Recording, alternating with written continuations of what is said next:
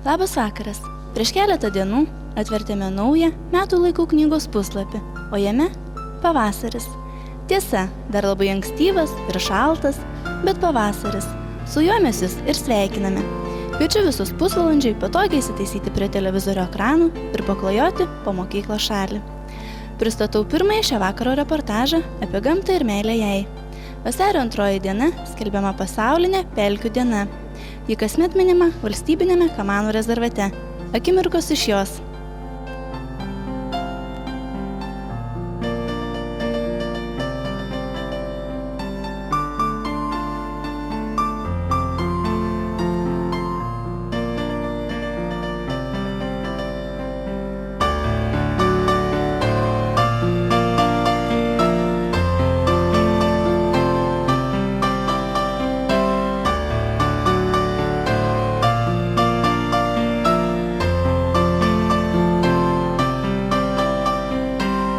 Kamanų rezervato darbuotojų kolektyvas metų organizuoja konkursą, skirtą pelkių dienai paminėti. Šiais metais mūsų mokykla gavo ypatingai originalų kvietimą sudalyvauti šitame renginyje. Ir jau antrus metus iš eilės mūsų mokyklos mokiniai, vadovaujami mokytojos Jūratės Varanavičienės, piešė pelkių dieną. Vasario 2 dieną mokyklos komanda dalyvavo baigiamajame renginyje, kuris prasidėjo rezervato administracijos būstinėje, o baigėsi pačioje pelkėje.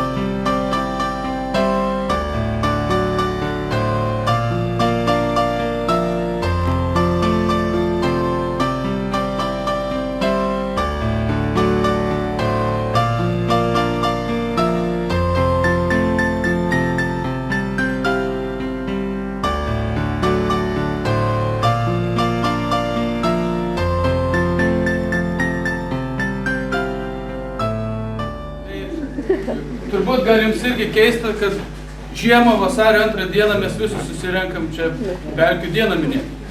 Kai Lietuvoje visas pelkės užšalusias, pelkių seniai miega su bobom ir liktai ten nieko, nei paukščių yra, nieko negalim saugoti. Bet vasario 2 diena yra pasaulinė pelkių diena. Pas mus yra žiema, kitur yra vasara, lyja, šlapia, paukščiai ilsis išskridė į pietus.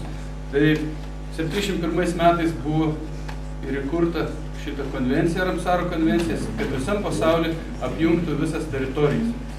Tai iš tikrųjų aš labai džiaugiuosi, kad žiemą iš po naujų metų dar nesitokėję nuo gautų kalėdinių dovanų, taip gausiai dalyvauti mūsų šitam konkursėlį, šitoj parodoj. Iš tikrųjų labai džiaugiuosi, kad žiemą galvojat apie vasarą, apie visą tą pelkę. Tai labai ačiū ir šį renginį šventę ves mūsų Eglė. Ir aš noriu dar kartą padėkoti visiems, kurie piešė mums, kad jūs visi gyvenat šalia pelkės. Ir kas tai yra pelkė, pirmiausia reikia ir susižinoti patiems. Ir buvo labai įdomu pasižiūrėti visus tos piešinius, kaip jūs ją įsivaizduojat. Nes mūsų pelkė yra aukštapelkė. Pasaulyje tų pelkinių vietovių priimta vadinti šlapžemio, kadangi tai gali būti ir dirbtiniai vandens telkiniai, ir natūralūs, ir pastoviai vanduo, ir, reiškia, kur yra atostogiai, tai nepastoviai vanduo būlantis. Tai taip, kaip jūs įsivaizduojat mūsų pelkę, buvo labai įdomu pasižiūrėti. Gal nepaprastai daug piešinių. Iš viso 257. Tai atrinkti gražiausius buvo labai sunkus uždavinys. Mes čia eksponuojam 96. Ir aš jau viena pati ant savęs nesėmiau tokios didelės atsakomybės gražiausius išrinkti, tai noriu pristatyti komisijos narius, žiūri, kurie atrinko tos gražiausius piešinius. Tai yra mūsų direktorius, rezervato Rimantas Ješinskas.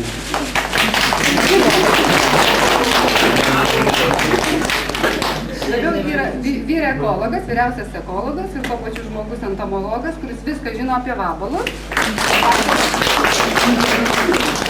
Daktaras Vidmantas Mancevičius ir mūsų biologė. Prašom, Sigutė Sprainaitytė. Mes visi ne vieną kartą braidėm po tą pelkę ir visokiam diskusijom mes čia bandėm išrinkti pačius gražiausius piešinius. Ir sugalvom net 20 apdovanojimų, 20 nominacijų.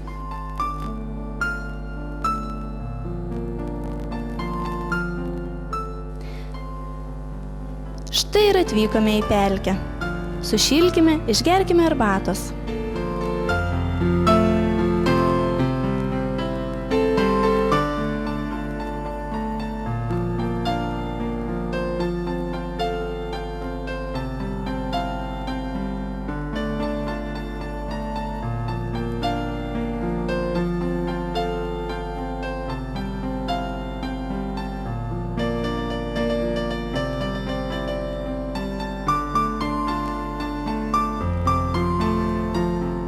O dabar lipdome kamanų pelkių seniui, sniego senę, besniegenę, kad nebūtų liūdna jam vienam.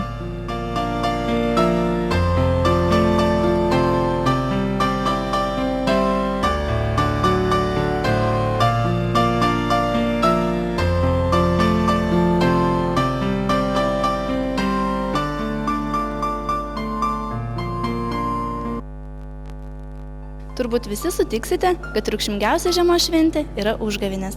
Triukšmingai ir linksmai jos buvo švenčiamos mūsų mokykloje. Apie užgavėnių linksmybės papasakos Roberta. Sveiki visi! Ar žinote, kuo ypatinga šių metų vasario 8 diena? Taip, tai užgavėnės.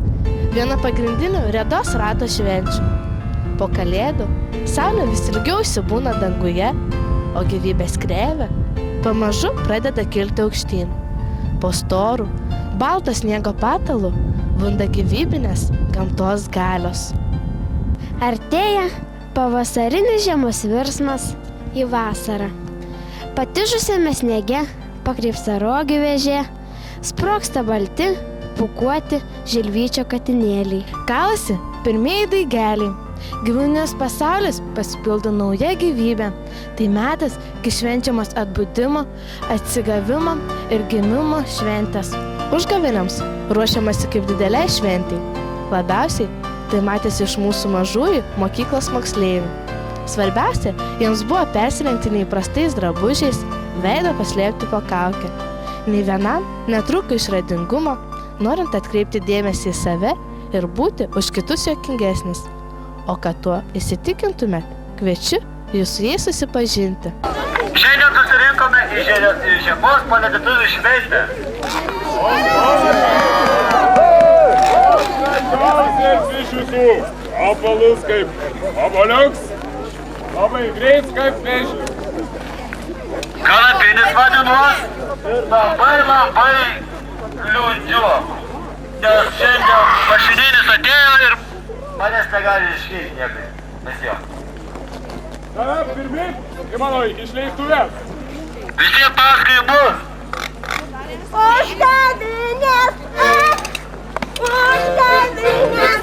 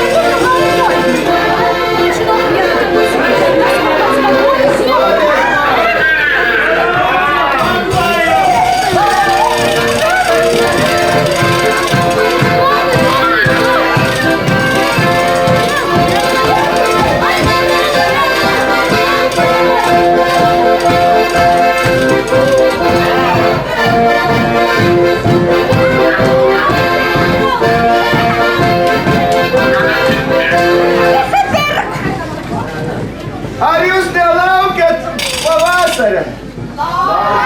Parodykit, kaip laukia pavasario. Man atrodo, jie nori, kad žiema būtų.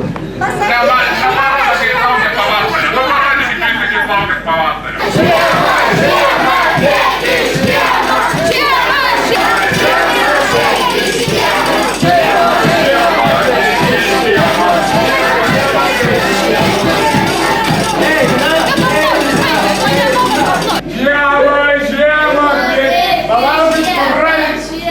Parodykit, kaip laukia pavasario.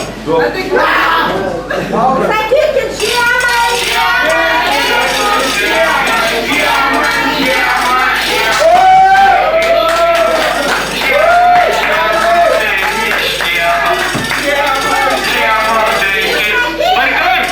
Vaikučiai, ar laukiat, kai baigsis žiema? Laukia. Šaunuoliai! Kaip aš girdėjau. Černa klasė jums patiks. Tebro 4 šaunus galėsėt vaikiukai.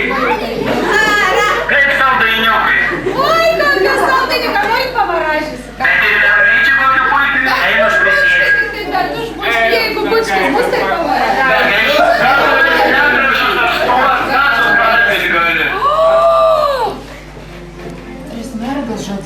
Kur tu galvoji dabar?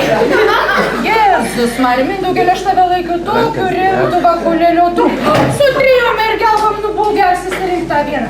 Katros tėvus vagučiausias. Nu, Daina, kaip tau? Lauki pavasarį, lauki. Paplokam kanapinį, paplokam visi. Aš kanapinis, aš nekeliausiu. Nu, mergelkas, a jums senmergės išburt, a jums veselės išburt, ko norit? Veselė tam baliukai. Tai jau visos tai senmergės įbūsat.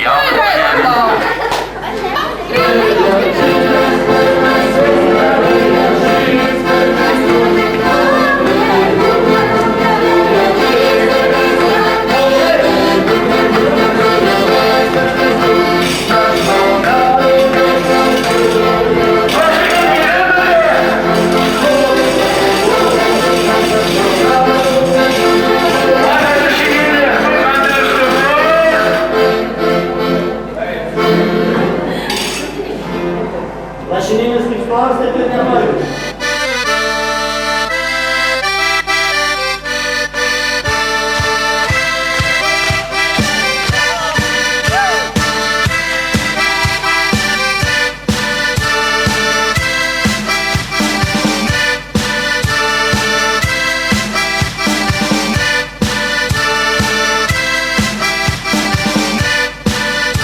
Mažieji žydukai užgavėnes atšventė labai linksmai. Bet ar jūs žinote, kaip užgavėnes švęsdavo anksčiau? Apie tai jums papasakos lietuvių kalbos mokytoja Rita Ringienė. Užgavėnės yra paskutinė mėsėdžio diena, labai linksma žiemos palydų šventė. Yra švenčiama net 8 dienas, taip švęsdavo seniau. Tai yra 46 diena prieš šventąsias Velykas. Dabartiniai užgavinių papročiai tai senovėje buvusių šventės apeigų, kuriamis būdavo siekiama nulemti derliaus gausumą. Ką darydavo per užgavėnes? Visus darbus baigdavo iki pietų, o paskui apsirengė įvairiais linksmais personažais. Čia gali pamatyti ir giltinę, ir čigonų būrį, ir jaunuosius, ir visą žydukų būrelį. Traukia vienas pas kitą į kaimynus. Kuo daugiau aplankysi, tuo tau geriau seksis. Kuo daugiau valgysi, tuo bus sotesni, sėkmingesni metai. Sako, valgydavo net 7-10 kartų. Jų dieną sulauki kritulių, tais metais gerai augs javai, nežiūrint, kur juos pasėsi. Jei per užgavėnę sausa, sėjos metu reikia būti atsargiam. Net būdavo buriama. Pavyzdžiui, merginos susirenka, paima 3 lėkštes. Į vieną lėkštę įpila žemių, į kitą įdeda rūtų vainiką, o į 3 žiedą. Paeiliui mergaitėms užriša akis, paveda jas toliau nuo lėkščių, apsuka ir parodo, į kurią pusę eiti link lėkščių. Jei mergaitė pirmiausia paliečia lėkštę su žiedu, ji greitai ištekės. Jei lėkštė su rūtų vainiku, liks jauna merga. Jei prisilies prie lėkštės su žemėmis, gali tikėtis ir mirties. Kalbinu Akmenės rajono savivaldybės merą. Ar galite papasakoti, kaip jūs jaunystėje švęsdavote užgavėnes? Na, žinoma, kad galiu. Užgavėnės tokia linksma, graži pavasario šventė. Lietuviai ją jau švenčia labai senai. Na ir pagrindinė turbūt tos tokios šventės paskirtis, kad visi žmonės laukia pavasario, nes žiema nusibosto, ji gana ilga, šalta, žmonėms sudaro daug rūpesčių. Užtat visais laikais pagrindinis toks šūkis buvo varysim žiemą iš kiemo. Tai jau ir senais laikais žmonės laukdavo labai užgavėnių, ypač jauni. Tai aš kada pirmą kartą supratau, kad tai grybo vaikas, tai maždaug 60 metų atgal, tai viskas buvo truputį kitaip nei dabar. Gyvenau tuo metu Mažeikių mieste, na ir Viekšnių gatvėje, ir pirmiausiai tai laukdami šito šventės vaikai jau ruošdavosi iš anksto. Ruošdavosi iš anksto, galvodavo kiekvienas kaip pasigaminti, kokią kaukę. Kiekvienas stengiasi, kad padaryti taip, kad jis nebūtų atpažįstas. Jis stengiasi aplankyti būreliais savo draugus, pažįstamus. Na ir taip pas tokius žmonės stengdavosi nueiti, kurie jau žinodavo, kad kažką tai kažkom tai gali pavaišinti. Tie metai tai buvo tokie sunkus laikai, ne kaip dabar. Tai vienas iš tokių, ką pasiūlydavo šitiems persirengėliams, tai pirmiausiai buvo blynai.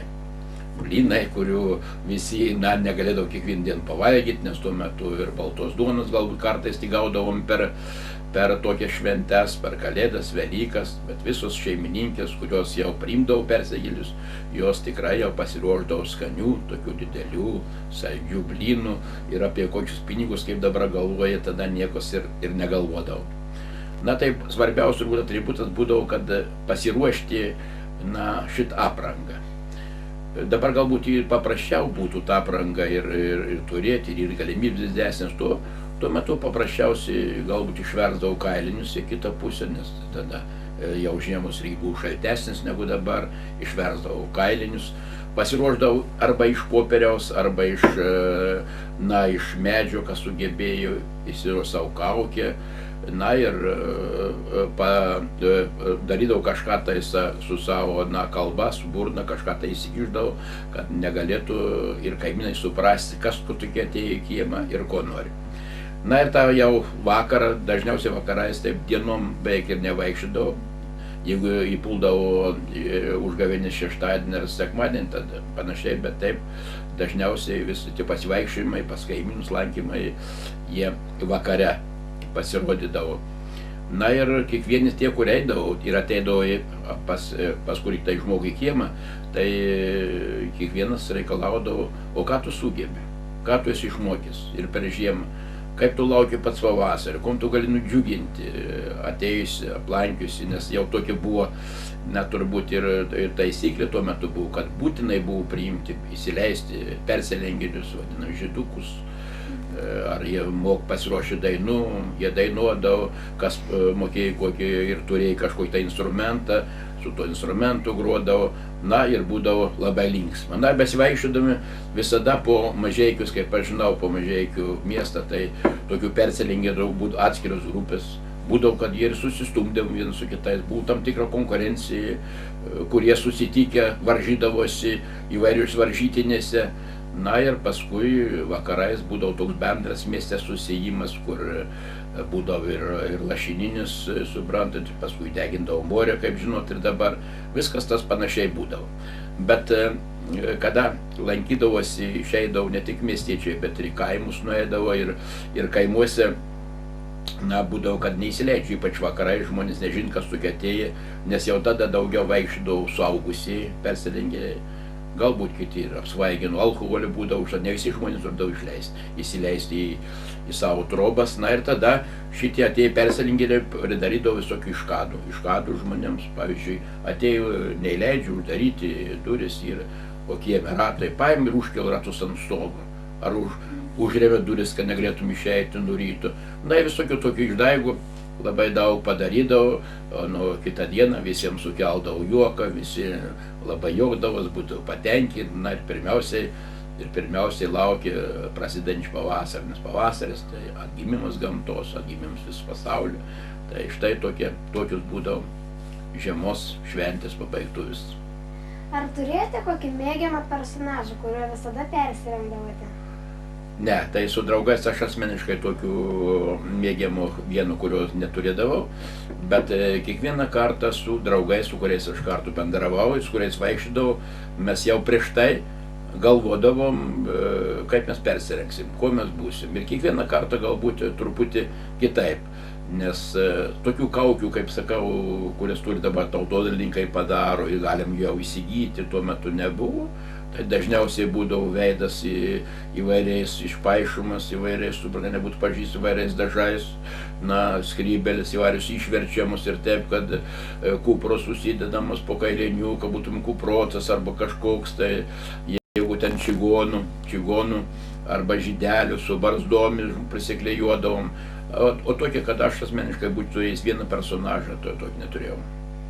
Užgavėnių proga mūsų mokykloje buvo surengta paroda, apie kurią jums papasakos technologijų mokytoja Dalia Butienė. Šita paroda buvo mokyklos vestibiulyje, eksponuojama buvo mokinių darbai. Darbai daugiausia šeštokių, 7, 8 keletas darbų, 9 labai nedaug darbų, tačiau pagrindė šeštokų darbai. Tos kaukės labai parodo vaiko kūrybiškumą, nes labai lengva pasireikšti šitam kūrybiškumui ir jį parodyti. Nes kaukė yra toks meno kūrinys, kur kiekvieną šitą veido detalę galima tiesiog išdidinti, ją iškreipti. Nebūtinai, kad būtų tiesi labai nosytė ar burnytė, galima labai savotiškai viską perteikti. Ir tą labai lengva padaryti, naudojant šitokias medžiagas kaip senus audinius įvairius. Čia vaikai daugiausiai su vaikais dirbdami daugiausiai ir panaudojom įvairius nudėvėtus megztukus jų pačių, tėvelių, mamyčių, toliau įvairias šiaip medžiagas įvairias. Ir tos kaukės labai išraiškingos, labai gražios, nes kiekvienas atskleidžia save per tą kaukę ir nei vienos kaukės neatrasim vienodos, jos kiekviena labai išraiškinga, labai įvairi, labai didelė, kiekviena vis savotiška, kiekviena vis savai perteiktas tas kūrybiškumas, ko labiausiai dabar mokykloje reikalaujama, kad vaikas kuo daugiau būtų kūrybingas ir kūrybiškas, kad kuo daugiau kūrybingai perteiktų visą save.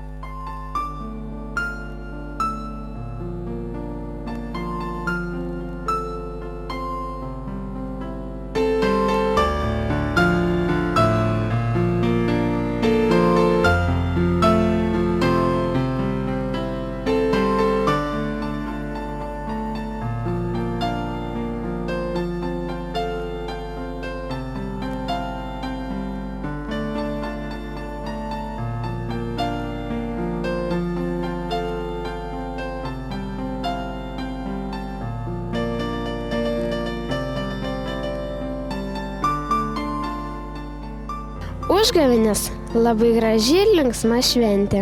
Tad švęskime ją visi ir saugokime šią šventės papročius. Reportažą man padėjo rengti Laura Lupikaitė ir Gerda Paulauskaitė iš 6 C klasės. Iki susimatymo kitą kartą. Laidelę baigsime reportažu apie vasario 16-ąją, valstybės atkūrimo dieną.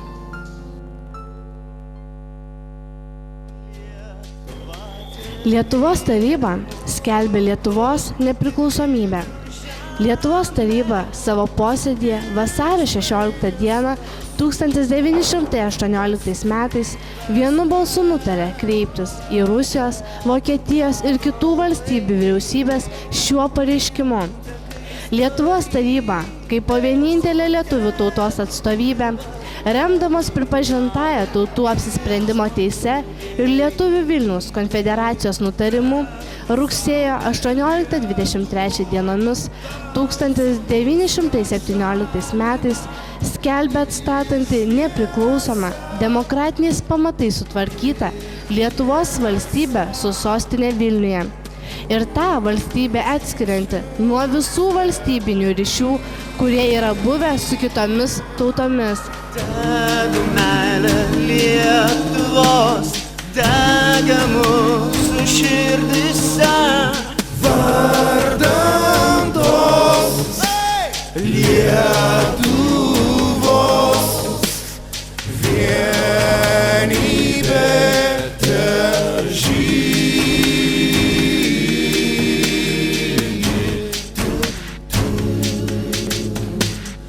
Sveiki visi, šalia manęs sėdi istorijos mokytoja Indrė Šiurkienė, kuri mums mielai sutiko papasakoti apie vasario 16-ąją ir netradicinės pamokas skirtas šiai dienai. Labadiena visiems. Vasario 16-oji tai yra ta tautos šventė, kuri yra gyva visų mūsų širdise. Siauresnė istorinė prasme, vasario 16-oji tai yra 1918 m.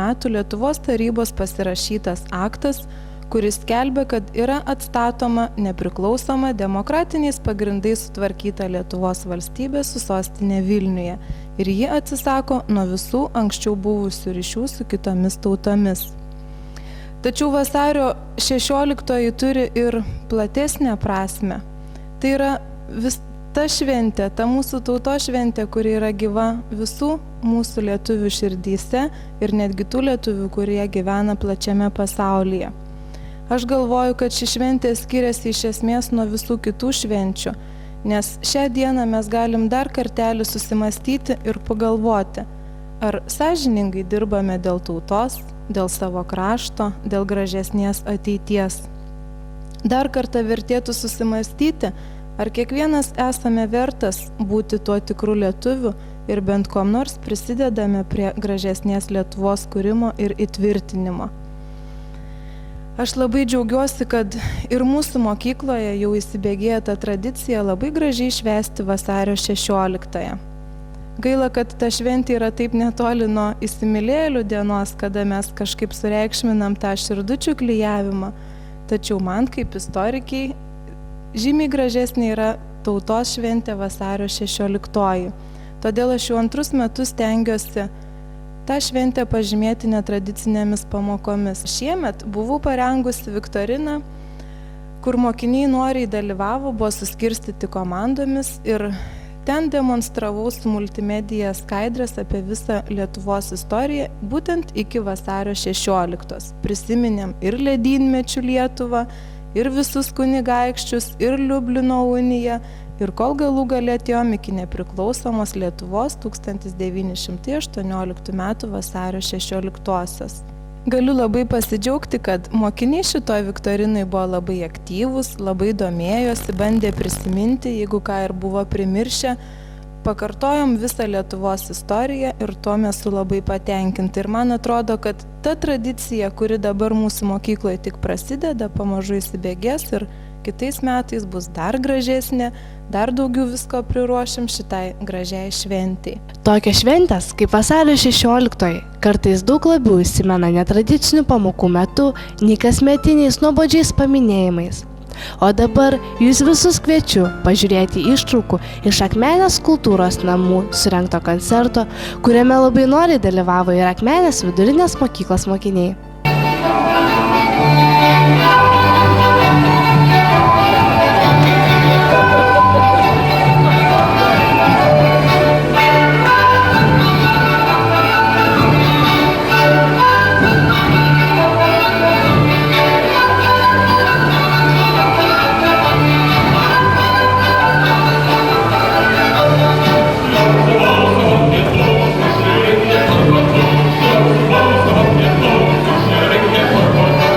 Thank you.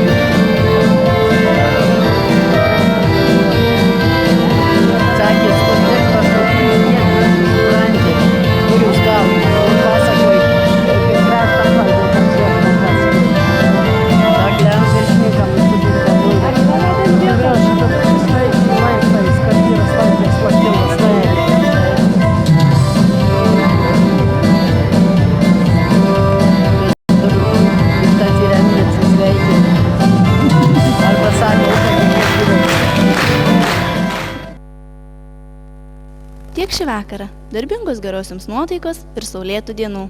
Iki.